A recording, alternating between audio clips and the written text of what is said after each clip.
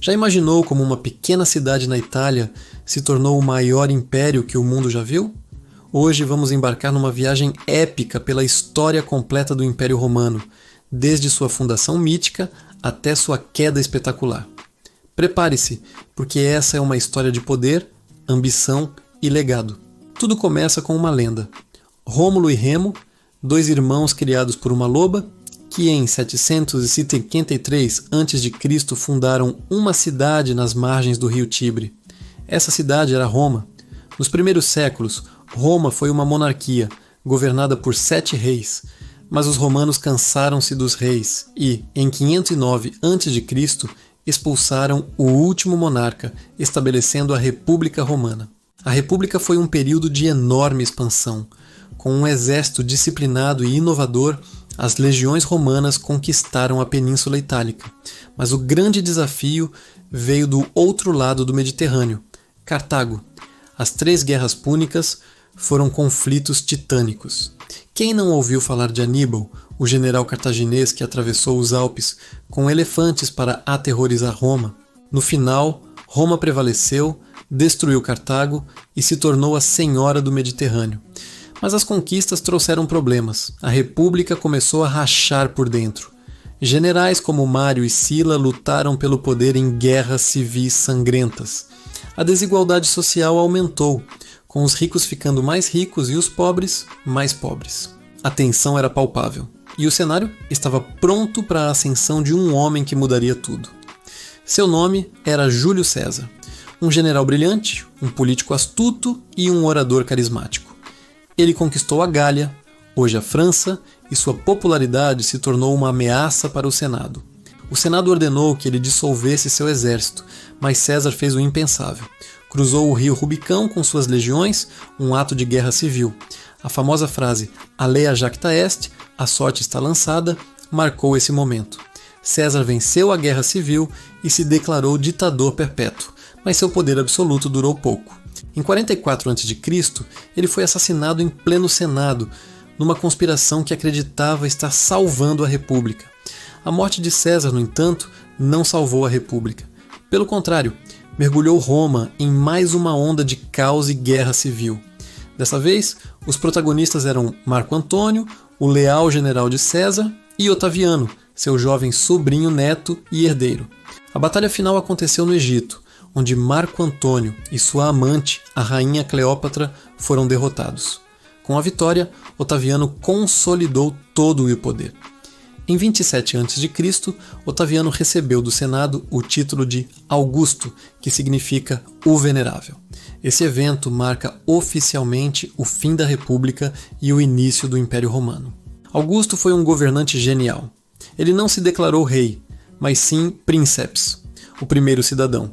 Ele reformou o exército, a administração e as finanças, iniciando um período de 200 anos de relativa paz e prosperidade, conhecido como a Pax Romana. Durante a Pax Romana, o império atingiu sua extensão máxima, indo da Bretanha, na atual Inglaterra, até a Mesopotâmia, no Oriente Médio. Cidades floresceram, o comércio prosperou e a cultura romana se espalhou por toda parte. Aquedutos levavam água para as cidades, estradas conectavam as províncias mais distantes e grandiosas construções, como o Coliseu, eram erguidas para entreter as massas. O direito romano, a língua latina e a engenharia romana deixaram uma marca indelével no mundo. Foi também durante este período, na província da Judéia, que nasceu uma figura cuja mensagem mudaria o curso da história: Jesus de Nazaré. Após a dinastia de Augusto, vieram outros imperadores, alguns bons, como Trajano e Marco Aurélio, e outros terríveis, como Calígula e Nero.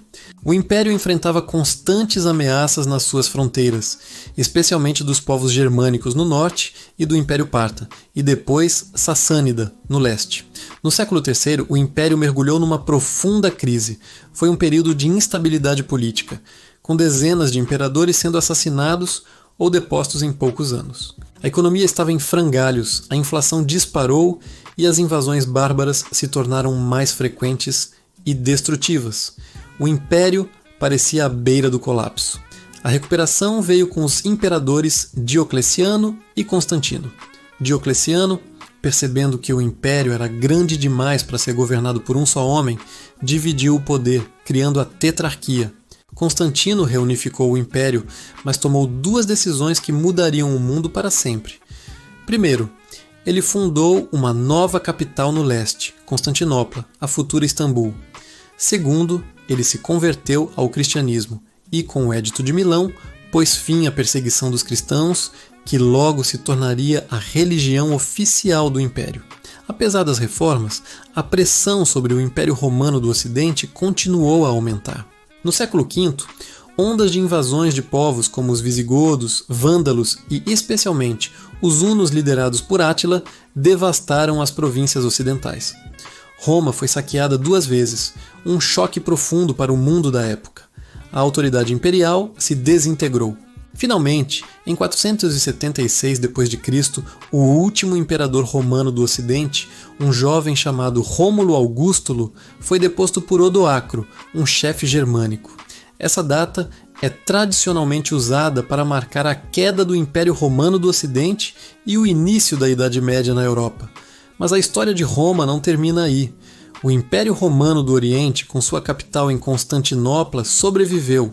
Conhecido pelos historiadores como Império Bizantino, ele continuou a existir por mais 1000 anos, preservando a cultura e o conhecimento greco-romano até sua queda para os turcos otomanos em 1453. O legado de Roma está em toda parte, nas nossas línguas derivadas do latim, nos nossos sistemas de leis, baseados no direito romano, na nossa arquitetura e engenharia.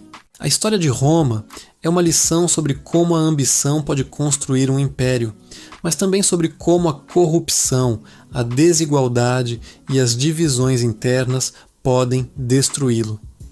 É a história de como uma civilização moldou o mundo em que vivemos hoje.